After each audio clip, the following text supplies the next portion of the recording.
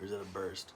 You had it the first time, yeah. Okay. Now we're going. All right, now we're live. All right. We are live. I thought they had to give it 15 seconds before we start talking. That's No, fine. that would just be waiting 15 seconds for no reason. I That's think. fair. That's Yeah. fair. All right. Hold on. All right, everybody. Alert. This is all radio, all right. I'm saying that right. I'm Ellis. And I'm John's John. yeah, John's the other guy. The other guy's crazy Yeah. work. We're co-hosts. Well, that's the same thing, isn't it? The same thing. Put some respect on We're my name. having some technical difficulties, but as far as Slow computer. just talking and getting the intro ready, in other news, there's a hurricane. I hope everybody at least stayed safe. Hurricane Everybody's Helene. right. A lot of people were affected. What song are you trying to look up? I was gonna do that Whitesnake song, and if not, Is then we can just do this something completely different. Love. Because Is This Love by Whitesnake, that's a song I showed John the other day, and he seemed to really like it. I don't see All right, it. put her on. All right. Is This Love by Whitesnake. That's our first request. Yeah. Is This Love? No, 2018 remastered? Does that mean that was like 40 years? All right, we're going to play it. All right, this is Kill the love. mics. All right, we'll see you.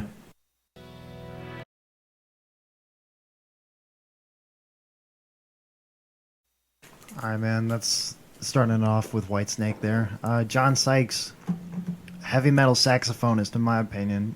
So that's one of my favorite guitar solos out of their catalog. I gotta dive deeper though. Just to be clear on that, I gotta make sure I know all of the John Sykes solos by heart at some point, because that's what I appreciate about them. He was their first and probably best guitar player.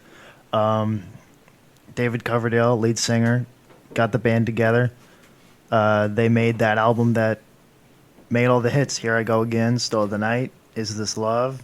I think Fool for Your Lovin' was on there. Right after, David Coverdale fired everybody. John Sykes took Whitesnake with him, in my opinion, when he formed a group called Blue Murder. He was singing and playing guitar with two or three other guys, I think. What are your thoughts, John? What do you like about That's music in general? Actually, music. He's like, you don't know much about Whitesnake, so I'm just going to ask you for a general opinion. Well, I don't know. No, it's all good. I mean, Because- that's kind of crazy though. How he was like, yeah, you're fired, and he's like, all right, I'll take the band with me. That's kind of a power move. Well, then again, Whitesnake was never the same. They kept trying to replace him with a lot of different guitarists. They have great guitar players in there. Steve Vai was in there at a time. It just wasn't the same. A lot of bands are like that. Nah, I mean, I think they've got a great sound. I mean, 80s rock is a huge thing for me. I grew up, obviously, on a lot of 90s rap, but also 80s rock, too. So for me, it's, my stepdad loves that stuff, so it's a huge staple for me. I love listening to, guys like Van Halen or, obviously Whitesnake for one, but, even not, I mean, Prince had some great stuff in the 80s that I, throw on repeat from time to time.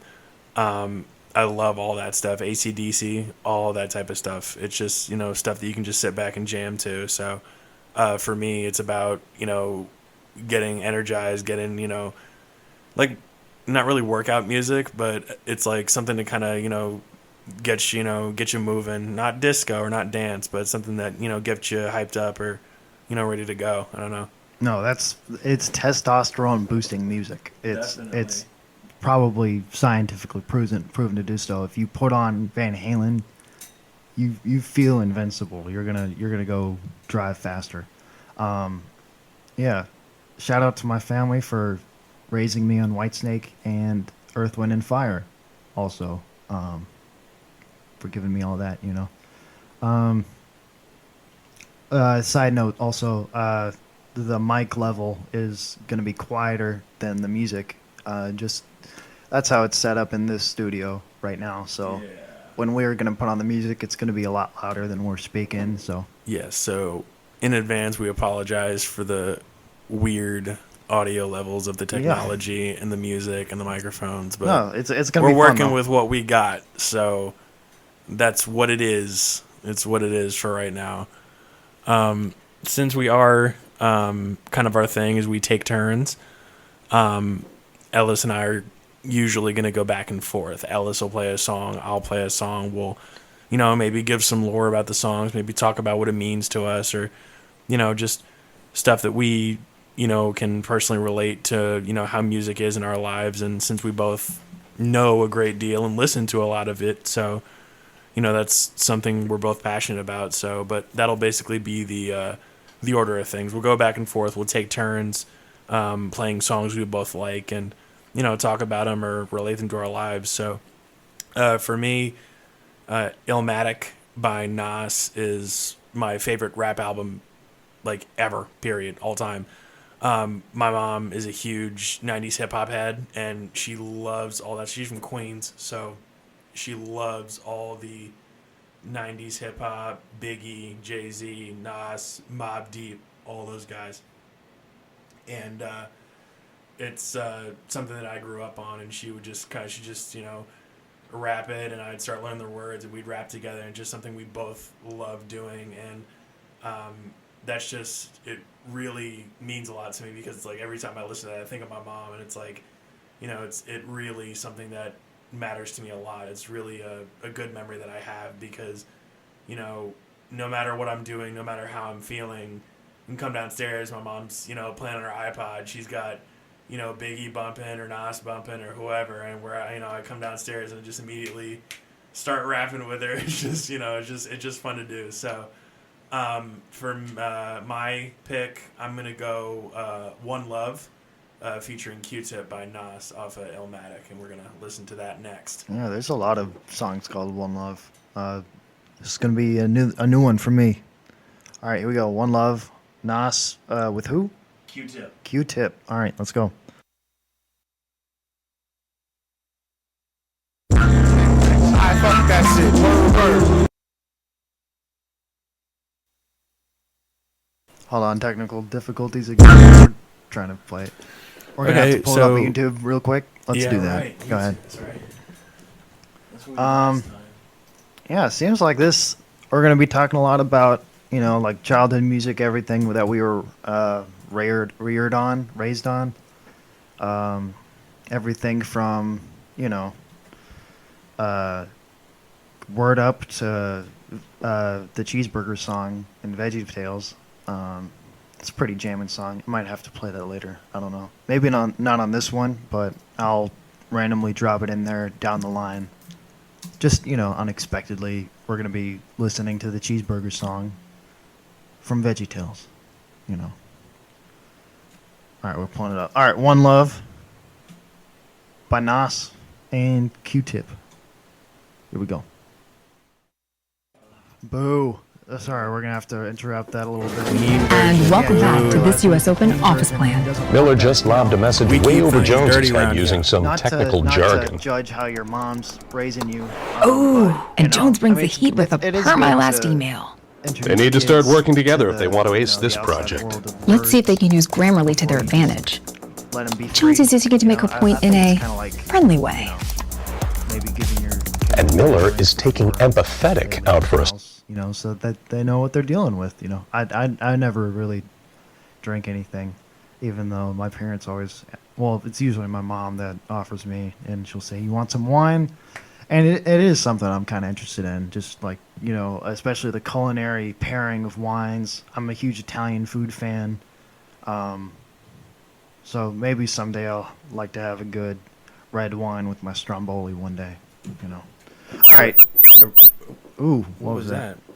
We're gonna learn what that is. That's feedback. Yeah. All right. Okay, I guess so. Red wine, I recommend Cabernet Sauvignon if you like wine, or Malbec for red wine. Okay. All right. You're gonna have to tell me about that later, so I can write it down for my wine journal that I'll be starting soon. All right, Nas, One Love, dirty version with Q-Tip.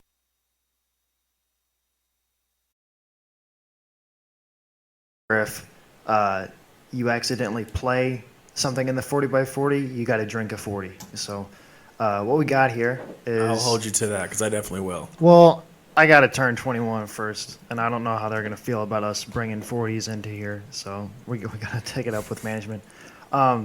Second off, I mean, this next song is going to be something that I don't necessarily remember from my childhood, but something that I feel like has kind of always been in my ear. Like when it gets to the chorus, it's really catchy. You know, this is Temple of the Dog. This is Hunter Strike by Temple of the Dog. Why? Feeling stuck. Past the ad. I swear, we have to get these people an ad blocker on here. System Yard Radio, we're gonna download you an ad blocker sometime. All right. And there's a second one. Another ad. We're gonna get through this. Before you start the song, I'll make a quick side note. Yeah. On Eminem's first album, I thought it was funny. He has this guy named Steve Berman who he does skits with, and I think he like helps produce the album from what I recall. And not his debut album, but the second one, the Marshall Mathers LP, the skit's like, oh, he comes into, that's a little feedback. I'll try to be a little farther away from the mic. Okay. That was me. He walks into the thing, and he's like, Eminem, let me talk to you for a minute. He's like, what's going on? And he's like, what's this album? And he's like, you know what Dr. Dre is rapping about? He's rapping about blunts, 40s, and bitches. And he's like, you're rapping about homosexuals and Vikings. I can't sell this shit. And he like rips it up. But when you said 40s, he got me thinking. I'm like, Dre's rapping about blunts, 40s, and bitches. And he like rips up the thing and like is all pissed. And it's like, that's how the skit ends. And he's like, get the fuck out of my office. And Eminem's like, okay. But it's just funny because it just reminded me of that because everyone was like, what is this album? But like, the way it blew up was like insane. It's like, took the rap game to a whole nother level. It wasn't about like, toting guns in the projects. It's like, I'm off of 7 pills and I'm going crazy. So I kind of like how Eminem revolutionized that. But anyway. Well, those are definitely selling points. And there was, at a point where flannel was a selling point, for this whole grunge movement that Temple of the Dog kind of preceded, and then nowadays you have, anything goes as a selling point, like sometimes something we talk about at home is like we saw this commercial called for Prime Day. You saw the Prime Day commercials with Megan Thee Stallion? Yes. It's like it's ridiculous. It's everywhere. It's Prime and Day. if she can be famous, anybody can be. Oh, yeah. So everybody keep your hopes up if you're trying to be famous. You ever heard of Sexy Red? No, but I don't think I need to. Here is Hunger Strike by Temple of the Dog. Pretty good. 30 years later. Let's go.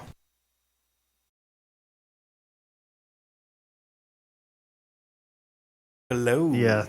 Temple of the Dog. Temple of the 90s. Dog. There was some of them in the water in Seattle over there. They had some of the best singers, drummers, guitar players.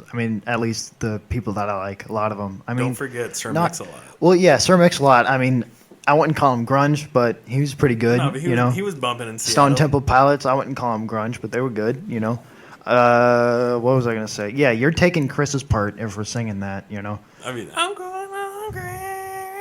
There you go. Now, let me ask you a question, serious question. Yeah. Sir Mix-a-Lot could definitely make Hunger Strike, but could Temple of the Dog make Baby Got Back? I don't think he could do that, I think he could. I don't think Temple of the Dog can make Baby Got Back. I don't think he could be like, I don't mind stealing bread. I don't mind stealing bread. Only if she 5'3" and slim thick. I just want to ride, Kind of like that. We could play that right now. No. We're not doing that. Check if it's charted, though. I don't know if it's charted or not, because Baby Got Back was the big one. Well, that's the thing, is like Hunger Strike, it's great. I'm going to love to get more deep track than that. That's kind of a... They're limiting the music we're playing. This is literally 1984, guys. Like, if anyone's listening, this is 1984. I think it's more Orwellian of you to say the same 3 phrases over and over again in your vocabulary. You know what I mean? That's crazy. Fix that attitude. Or we gonna fight. We're gonna fight right here in the booth. Hold on. It's not really a booth. It's a full room. Oh, you know what I mean? God, sorry to disrupt the magic for anybody listening from home. Mr. Literal here. It's not really a booth. But it's. Oh, we gotta check Sir Mix-a-Lot. Can you imagine being his lawyer? That would be crazy work. Mr. Mix-a-Lot. 20 pounds. Yeah, it's not on there. All right, we're gonna play "Ride" by Sir Mix-a-Lot. Ride by Sir Mix-a-Lot. There we go. All right. Okay, listen, I'm not proud of this, but I found this song off of a TikTok edit. I don't remember what it was, I can't remember if it was Gravity Falls or another fandom or something. I found it. I was like, this is pretty good. And John, so, you iPad baby. yeah. Here we go. Well, you're welcome. I Sir put you Mix on one of your Ride. favorite songs. Sir Mix a Ride is crazy. Sir Mix a Ride. We didn't even get the A in there, I don't think. Yeah.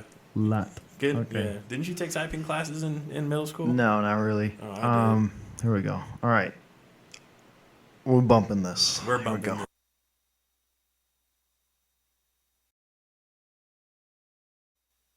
Okay, we're done with that. So as you can imagine, He said, "Okay, we're done with the it." music That was video is heat. pretty interesting. What next? That's kind of a song that John puts on to Yes. play loud in his apartment and make sure all of his roommates are getting out of their room. That's right. Every So that they time can yell at Nate him. steps out the room, I play that. He's a hard worker. Tyler, he's a hard. Shout out to Michael Tyler. Shout out Michael Tyler yeah. for real. Oh look, it's Word Up by Cameo. Oh my on God. on the YouTube. I wonder if that charted or not. Yeah, let's figure out what else we're playing. Okay, so I think it's we your. got? We I got think it's your. 12 That minutes. was kind of a joint song. Would you say? Yeah. That's more of a joint song. Okay. I was trying to play Winery Dogs last time. It didn't quite work out, so I'm gonna. I thought we played that. I mean, you know how the audio the last time. So was. technically, so you got to go 1.5 times. So you don't try to pull a fast one on me. You went before you Temple the Dog. Oh, that's So true. if it's a joint, That's then true. then That's it would true. be That's my true. turn. Okay, you go ahead. I wasn't keeping track. Trying to snake me out here. You don't. You think I I'm know how sorry. This works? I'm sorry. Can't outfox the. Go fox, ahead. my Go brother. ahead. We're All wasting right. time. You're wasting time. Okay, let's see. Spotify. We're going to do. I don't know. I thought YouTube works pretty well. No, I'm just looking for the songs that I have. Oh, okay. Okay.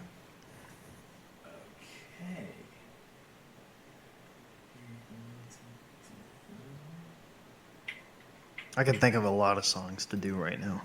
We could. Okay, last time you were showing me Young Dolph. Never heard of Young Dolph. And now you're going to show me Eric DOA. And it's a learning experience for me, and I think a learning experience for everybody at home who honestly doesn't listen to that kind of music or really. I'm trying to put y'all on for real. All right, John's going to put us on, and Quick it's going side to get a note. sample.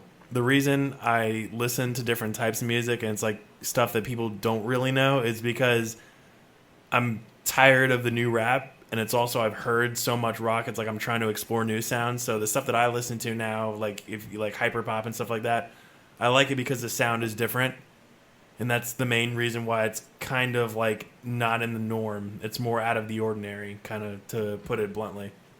It's got pop elements, but other than that, it's different. What do you mean by pop elements? Like, it's upbeat, it's groovy, it's something you can toe tap to or dance to, but, you know, it depends on the artist and depends on the song. It's different vibes, depending on what song you listen to or what artist you listen to.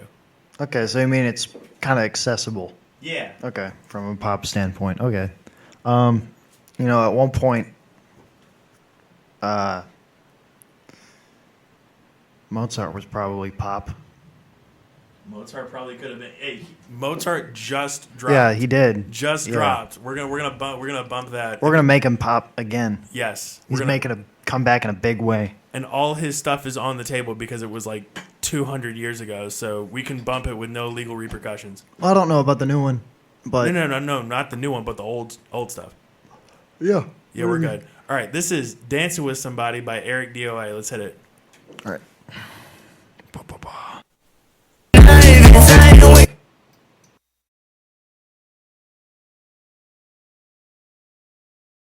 I wish I could show you guys the music video because he was like playing with life-size chess and everybody Yeah. was dancing in black and white. It was sick. John Paul. My family calls me John Pause Jones because every time I walk in the room, I'm like, "Hey mom," "Hey Chris," and they're like, "John Pause Jones," and they pause the show that they're watching because I interrupt them. Okay. We got 6 minutes. 6 minutes, Slim Shady, you're on. All right, we're gonna be playing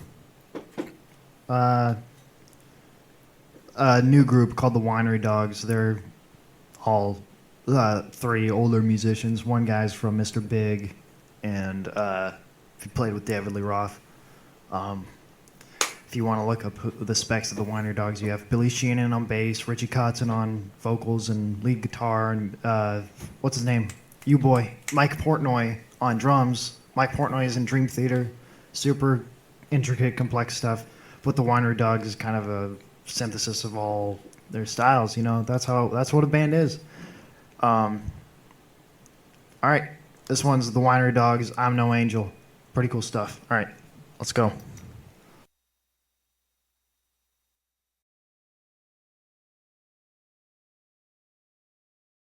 Next week. That's right. All radio. All right. Yes, sir. We're off. Catch y'all boys later. See everybody. And girls. Bye-bye. Goodbye.